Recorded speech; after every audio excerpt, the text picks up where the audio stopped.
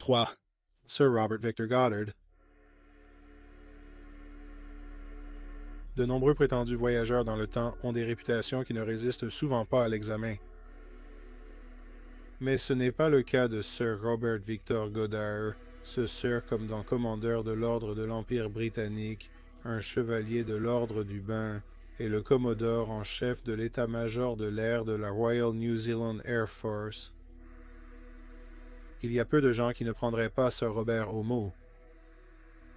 En 1935, lorsque Goddard est rentré à la base après une mission avec une histoire incroyable, il a décidé de ne pas tester cette hypothèse. Sa mission était de surveiller l'état d'un ancien aérodrome de la Première Guerre mondiale à Édimbourg, en Écosse, et ça ne prendrait pas longtemps à faire. Atterrissant son biplan au milieu des vaches qui paissaient et des clôtures de fils barbelés, le Dart a rapidement conclu que l'aérodrome envahi par la végétation n'était pas en état de recevoir des avions, alors il s'est réinstallé dans le cockpit de son biplan Hawker Hart pour le vol de retour en Angleterre. Et c'est à ce moment-là que la tempête a éclaté. Des vents violents et une pluie torrentielle ont frappé Goddard dans son cockpit ouvert. La tempête l'a forcé à retourner à cet aérodrome écossais délabré, mais alors que le pilote effectuait son approche, il a été choqué par ce qu'il a vu. La piste délabrée, le hangar envahi par la végétation et le bétail qui paissait avaient disparu. Depuis son point d'observation à une centaine de pieds de haut, Goddard a observé une base aérienne entièrement opérationnelle, équipée et blindée. En vérifiant ses instruments, Goddard savait que c'était bien l'emplacement du champ d'aviation envahi par la végétation. Lorsque le soleil est apparu derrière les nuages orageux, Goddard a eu une meilleure visibilité. Mais ces cieux dégagés n'ont fait que renforcer sa confusion. En bas, sur la piste d'atterrissage fraîchement goudronnée, un Goddard pouvait clairement voir une poignée de mécaniciens occupés à travailler sur des avions, vêtus de combinaisons bleues. Étrange, pensait Goddard. Les uniformes standards des mécaniciens étaient kaki, pas bleus. Plus étrange encore, les mécaniciens réparaient un type d'avion que Goddard n'avait jamais vu auparavant.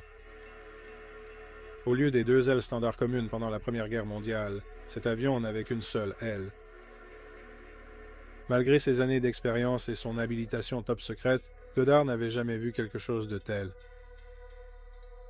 Il a fait une autre observation étrange alors qu'il survolait l'aérodrome. Tous les avions sur la piste en dessous étaient peints en jaune. Il avait 1935 règlements militaires britanniques exigeant que les avions soient peints en argent pour le camouflage. Qu'est-ce qui se passait? Désorienté et soucieux de son niveau de carburant, Goddard est retourné en Angleterre où il a évoqué sa mission insolite à un ami de confiance qui le regardait comme s'il avait poussé un 3e œil. C'est alors que Goddard a décidé de garder l'expérience pour lui-même. 4 ans plus tard, en 1939, Goddard avait presque oublié son voyage orageux à Édimbourg, jusqu'à son affectation à un vol vers la base aérienne de Durham. « Où est-ce » demanda Goddard à son supérieur. « Édimbourg, Écosse » répond le commandant. Goddard est confus, ayant signalé 4 ans plus tôt son état de délabrement. Le commandant informe Goddard de sa reconstruction et de son bon fonctionnement actuel. De retour en Écosse, Goddard est stupéfait de voir le tarmac du tambour plein d'avions, tous peints en jaune. La couleur, lui dit un mécanicien, est une nouvelle peinture d'après anti-corrosion. C'est alors que Goddard remarque la combinaison de l'homme. Elles sont bleues. On lui dit qu'elles ont été distribuées à tous les mécaniciens de la Royal Air Force l'année dernière. Mais ce qui stupéfie le plus Goddard, c'est la vue d'un avion en particulier. C'est un monoplan ainsi nommé parce qu'il n'a qu'une aile au lieu de 2 et 2 cockpits au lieu d'1. C'est le Mile Magister Mark I, dit le mécanicien. C'est un avion que Robert Victor Goddard n'a jamais vu auparavant jusqu'à ce qu'il se souvienne qu'il l'avait fait. En tant que commandant d'escadron, Goddard possédait une connaissance encyclopédique des avions. Il peut se rappeler le nom, les capacités et l'histoire de n'importe quel avion, ennemi ou allié. Je me souviens en avoir vu un en 1935, dit Goddard. Impossible, répond le mécanicien. Il n'a pas été inventé avant 1938. Secoué par cette réponse, Goddard regarde autour de lui la base aérienne écossaise. Des mécaniciens en bleu de travail s'affairent sur des avions jaunes, y compris un avion qu'il n'avait jamais vu auparavant. Puis Goddard lève les yeux vers le ciel et se demande si une version plus jeune de lui se regarde de haut depuis le passé. Numéro 2. Le Dr. Edward George Moon. Edward Carson se sentait mal. Politicien de carrière célèbre, il était un ami personnel du premier ministre britannique Winston Churchill et détenteur du titre de baron, puis plus tard Lord Carson. Mais à 81 ans, le temps commençait enfin à rattraper Sir Edward. C'est donc pour cela que, par une journée de septembre fraîche et humide en 1935, la femme inquiète de Carson, Ruby, a finalement décidé d'appeler un médecin. Pour sa part, le Dr. Edward George Moon était l'un des médecins les plus renommés de son époque. Le Dr. Moon était si réussi qu'il possédait l'une des rares automobiles à Kent, en Angleterre, et c'est cette voiture, une Armstrong Siddeley, que le Dr. Moon conduit à la maison de Sir Edward Carson, un jour d'automne en 1935. Moon gare sa voiture sur la rue pavée à l'extérieur de la propriété de Carson, faisant attention de ne pas rayer sa porte sur quelques buissons le long du trottoir. Ensuite, il rentre pour examiner le patient. « Repos au lit, » dit plus tard le Dr. Moon à Carson, « et prenez pronto sel. » Il y a un peu plus qui peut être fait, pense le Dr. Moon en lui-même.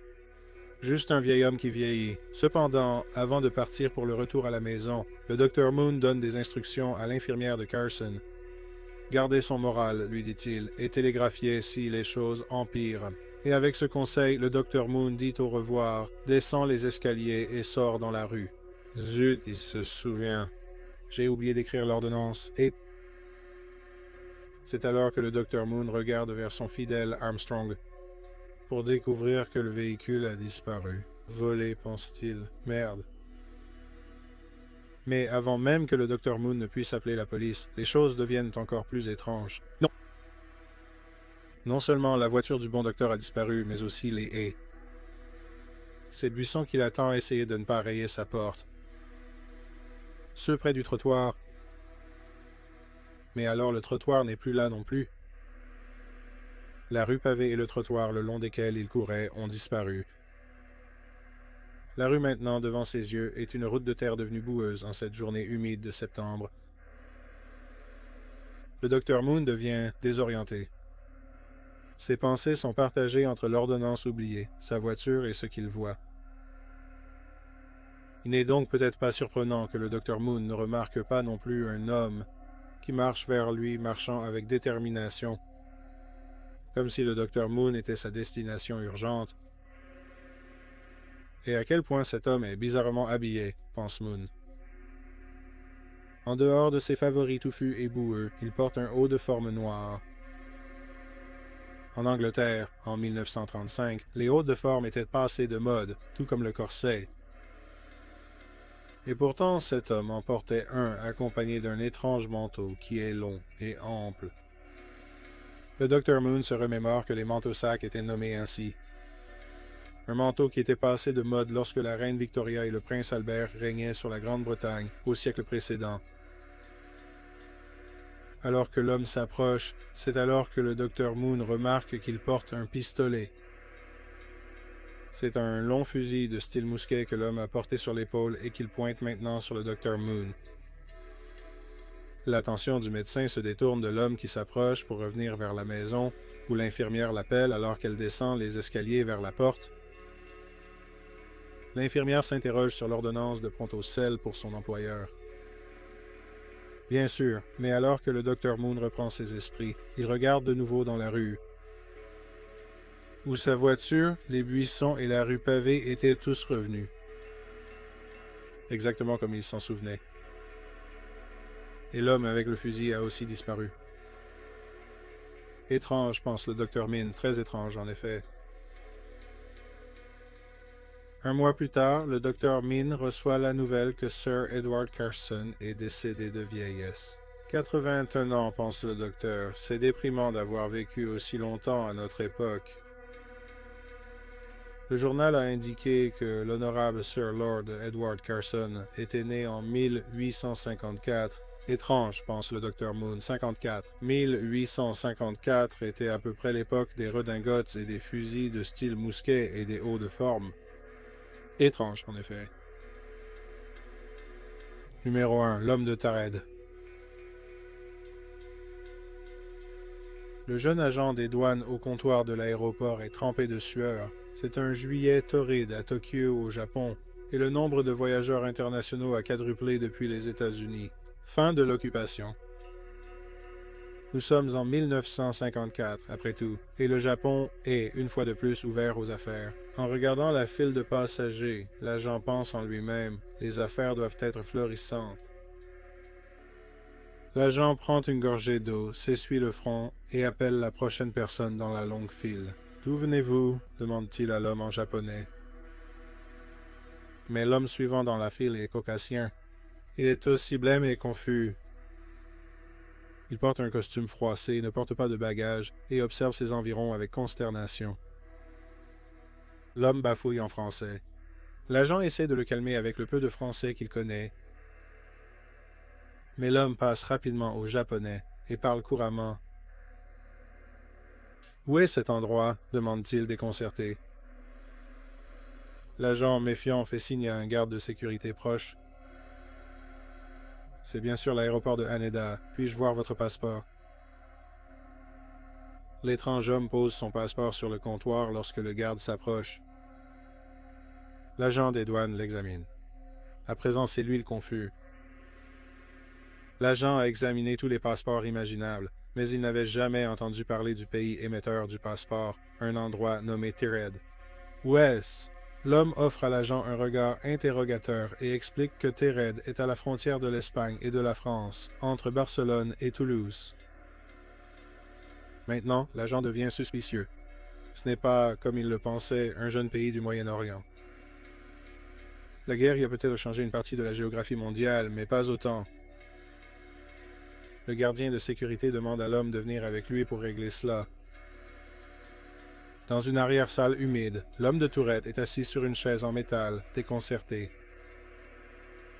Le gardien entre et pose un long cylindre sur la table. En le déroulant, il révèle une carte de l'Europe.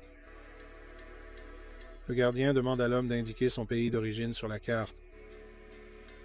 Sans un second regard, l'homme enfonce son doigt sur la frontière entre la France et l'Espagne. « Alors, vous venez d'Andorre » demande le gardien. Choqué, l'homme lève son doigt pour lire la carte en dessous. Ses yeux cherchent un pays qui n'est pas là. « C'est là que devrait être Tourette » explique-t-il, agacé. Il y est né et a grandi. Il enfonce son doigt sur la table pour insister, exactement à cet endroit. Il n'a jamais entendu parler d'Andorre. L'homme fouille dans la poche de son costume, ce qui fait que le gardien de sécurité atteint sa matraque. Mais l'homme ne sort qu'un portefeuille, et il en déverse le contenu sur la table métallique. De l'argent de divers pays tombe en piles, suivi d'un chéquier. Et enfin un permis de conduire que l'homme fourre sous le nez du gardien. Il est aussi délivré par le pays de Turan. C'est bien ça. Le garde prend l'argent, le chéquier, le passeport et le permis et s'en va. « De quelle année est cette carte » demande l'homme, de plus en plus confus et en colère. Le garde de sécurité ne dit rien et ferme la porte en quittant la pièce. Plus tard, l'agent des douanes trouve le garde de sécurité au téléphone dans le bureau de l'immigration. Il attend pendant que le garde termine son appel, lisant la couverture du chéquier de l'homme. L'homme sur le chéquier n'existe pas, d'après eux. Ils ont vérifié à 2 reprises et en sont certains. Le garde remercie la personne au téléphone et raccroche. « L'avez-vous arrêté » demande l'agent. « Être confus n'est pas un crime » répond le garde. « Mais s'il est un espion. En 1954, la Seconde Guerre mondiale peut être terminée, mais la guerre froide bat son plein. » Le garde de sécurité hausse les épaules. Demain, il contactera le bureau de recherche. C'est l'équivalent japonais de l'agence centrale de renseignement, ils sauront agir. En attendant, il retiendra l'homme dans un hôtel voisin sous la garde d'hommes armés. Le garde de sécurité range le passeport et les papiers de l'homme dans son tiroir de bureau qu'il verrouille. Ensuite, alors que l'homme de Tourette est escorté dans une chambre d'hôtel en hauteur, il est toujours confus, mais reconnaissant pour la climatisation fraîche provenant de l'intérieur.